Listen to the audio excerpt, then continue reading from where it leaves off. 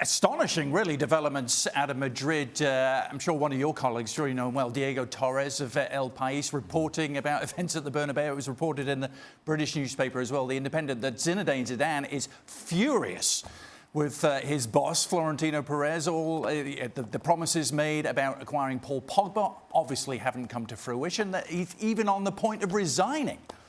What can you tell us?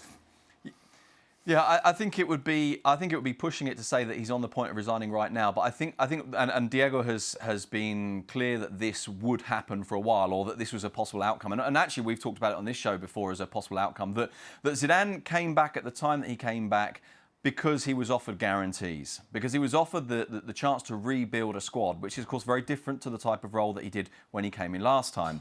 That went hand in hand with a promise to buy the players that he wanted. And in particular as well, of course, to get rid of the players that he didn't want. And that includes James Rodriguez returning from loan at Bayern Munich and then moving him on.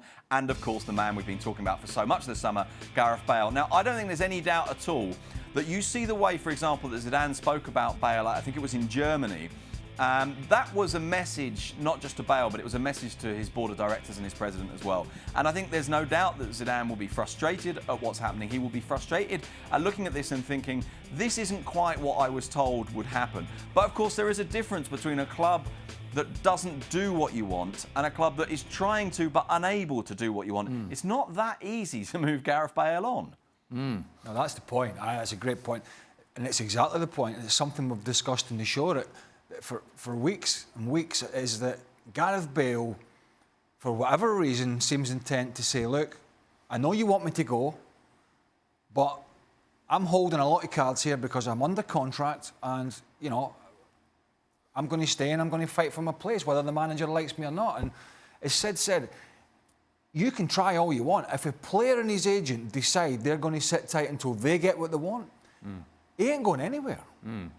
It feels like Zidane was given certain assurances back in May that it was a risk. Every manager is. That's the thing, though, and which is why I sympathise with Zidane and how he feels about Gareth Bale. Listen, I understand exactly what Craig's saying, but then if you know that Gareth Bale is holding all this power, if you're Florentino Perez and you're not able or you're not willing to take that responsibility on, whether it's paying him up with what he wants or paying a part of his salary and moving him on, then don't make those guarantees. Not to somebody like Zidane, who the only reason he's coming back is because he feels things are going to be done his way. I mean, the thing is, it's not as if Gareth Bale's a terrible footballer. You know, look, maybe he's not integrated into Real Madrid. We've been talking about that for years, but he's still an incredible talent. So the thing is, if they're not going to move him on, then Zidane's got to work with him. It's as simple as that. Well, he's integrated into Real Madrid. I mean, he's not, obviously, there's all the stories about the language and the lack of it. Right. But the guy's been hugely successful there. The problem is Zinedine Zidane does not like him.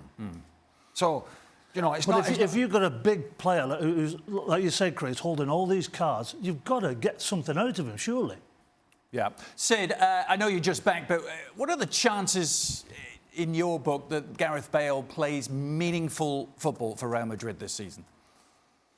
Well, look, I think there is a difference between the situation when you're trying to get a player out and a situation once the window has closed and the player is still in. And at that point, obviously, it becomes imperative, I think, to try and get something of him. When you're trying to force him out, of course, you tell him there's no way you'll play. At that point, maybe it shifts. But Zidane clearly does not like Gareth Bale and doesn't want him to play. The best scenario, and frankly, I think the scenario that Gareth Bale's camp have in mind, the best scenario for Gareth Bale is that, Zinedine Zidane doesn't last very long. And that whoever comes in and takes over from him does want Gareth Bale to play.